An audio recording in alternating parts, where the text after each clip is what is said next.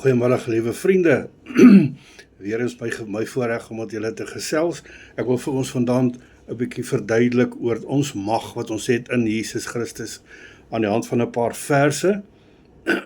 En die eerste een wat ek wil vir julle voorlees is in Matteus 28 vers 18. Toe was Jesus nog op die aarde, die laaste oomblikke saam met sy disippels.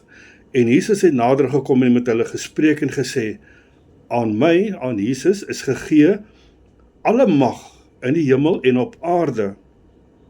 Dan sê hy vir hulle: gaan dan heen, maak disippels van al die nasies en doop hulle in die naam van die Vader, die Seun en die Heilige Gees en leer hulle om te onderhou wat ek julle beveel het. Goed, hier het ons gesien, die Here het basies wat hier gebeur het, hy sy krag wat hy ontvang het, aan sy disippels oorgedra, en almal wat daarna sy disippels sou wees, dit is soos ons, wat hom aangeneem het en hom glo, en sy gebooie onderhou, soos wat hy hier vir hulle sê. Ons het hierdie krag ontvang. Kom ons kyk nou net 'n bietjie verder. Ek wil net gou weer kyk hierso, 1 Korintiërs 6:19.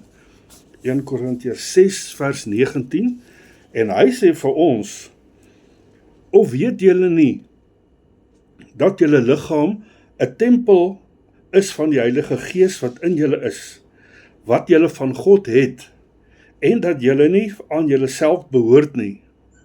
Sê verder, want julle is duur gekoop, verheerlik God dan in julle liggame, en in julle gees wat aan God behoort. Reg, hier sê hy vir ons behoort nie aan onsself, ons behoort aan God, want sy gees woon in ons, en omdat ons net liggaam, vlees en bloed het, kan God se gees nie in ons woon as ons hom aangeneem het nie, want ons ontvang hierdie buitengewone mag. Ons praat nie van krag nie, ons praat van mag. Die almag van God is in ons. Daarom kan ons werke doen wat Jesus gedoen het, en meer, soos wat hy vir hulle sy disippels gesê het. Goed, nou het ons gesien dat ons liggame behoort aan God, want dit is sy tempel en sy gees woon daarin. Ons het gesien dat Jesus al die mag oorgeplaas het na die mens toe, wat hom aangeneem het, sy mense, wat hy disippels noem. Dis 'n groot eer om dit te hoor van Jesus self af. Ons kyk na 1 Johannes 4 vers 4, ek gaan net gesoen toe, 1 Johannes 4 vers 4, en hy sê vir ons, verloor ek myself.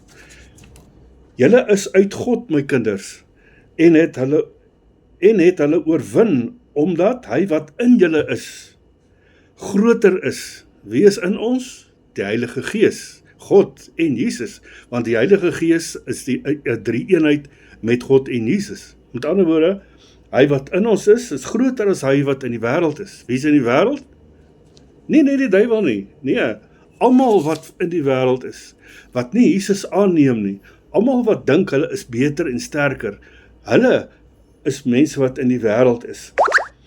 Hulle is uit die wêreld, daarom praat hulle uit die wêreld, en die wêreld luister na hulle.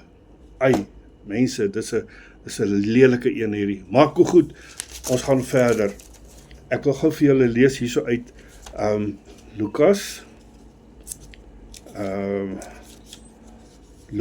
10. Lukas 10 vers 19. Hier kom ons mag, ons krag, nie krag nie, ons praat van mag, want krag is iets wat jy gebruik as jy in die wêreld is. Mag is wat van God afkom. Hier sê hy, kyk, ek gee aan julle die mag om op slange en skorpioene te trap.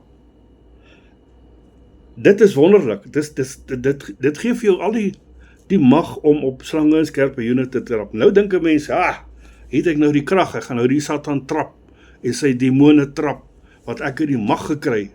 Maar wag 'n bietjie, hier is dit beter. En oor al die krag van die vyand. Wie noem ons die vyand? Die slang, en sy demone, en sy magte en kragte. Dit is ons vyand. En niks sal julle ooit skade doen nie. Hoekom nie? Want ons loop met die Heilige Gees in ons. Ons sê die Bybel sê verder, Weerstaan die vyand, weerstaan die Satan, en hy sal van jou wegvlug. Hoekom? Hoekom sal hy van my af wegvlug? Ek is 'n nietige mens. Nee, want hy sien die Heilige Gees in my. Die Bybel sê, die Satans ken die Bybel, hulle ken God, en hulle sidder, maar ons hardloop met liefde na ons koning toe. Dit is waar die groot krag in lê, want ons het hierdie, weer kan ek amper sê die onregverdige voordeel, maar nee, dit is nie die waarheid nie, want ons het gekies om aan God se kant te wees, en daarom het ons hierdie goddelike voordeel, om oor hierdie goed te heers, om beheer te hê oor hulle. Ons prys die Here daarvoor, dit is wonderlik, dit is heerlik, dit is lieflik en loflik om te weet, ons koning sorg so goed vir ons, dat hy vir ons al hierdie mag gee, die mag, sy mag, dat ons teen hierdie magte, hierdie kragte kan staan wat in die wêreld is.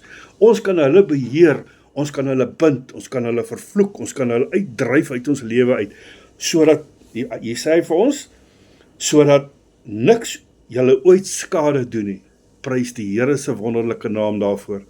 Mense, hierdie Bybel van ons het soveel kennis in, soveel wysheid, soveel mag wat hy aan ons oorgee, net omdat ons God se woord gehoorsaam, hom aanbid en in sy wil bly.